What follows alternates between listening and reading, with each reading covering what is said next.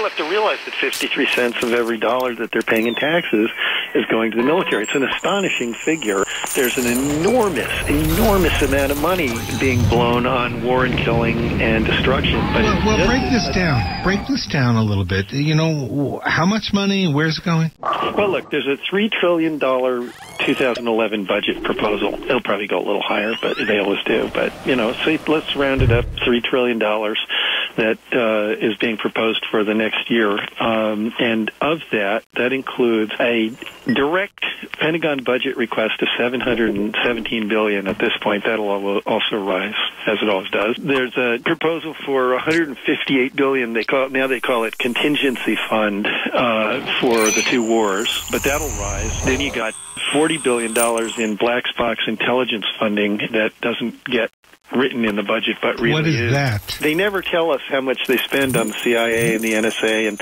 the DIA and all these different intelligence activities, which are all war-related.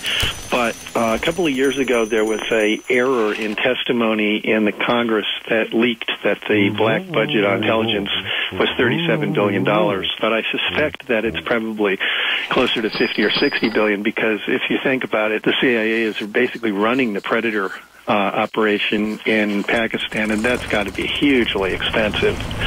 So, you know, I suspect that the intelligence budget is probably much more than the $40 billion I gave it. Then you got another almost $100 billion in non-Department of Defense military spending. And that includes things like the military portion of NASA, military spending by the State Department. And remember, they hire all those military contractors to guard their embassy operation in Iraq and their embassy operation in Afghanistan and so on. It's pretty huge. Then you've got the Homeland Security budget that is largely military, and then the VA, $123 billion in veterans benefits for the damaged goods from all our wars. And finally, there's $400 billion in interest on the debt to pay for our prior wars. And that's just the interest. So that all adds up to $1.6 trillion. $1.6 trillion, and sort of like, how does that compare to the recent health care bill? Like, what's the... Oh, the recent health care bill was $1 trillion for 10 years, over 10 years. But we're talking about $1.6 trillion in 1 year. $1.6 trillion. So we could have... Yeah. Yeah, exactly.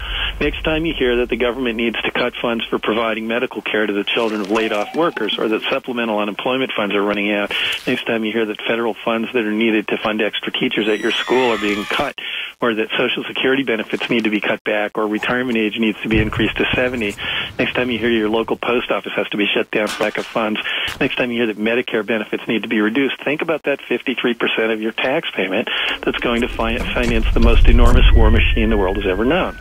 And that's the truth.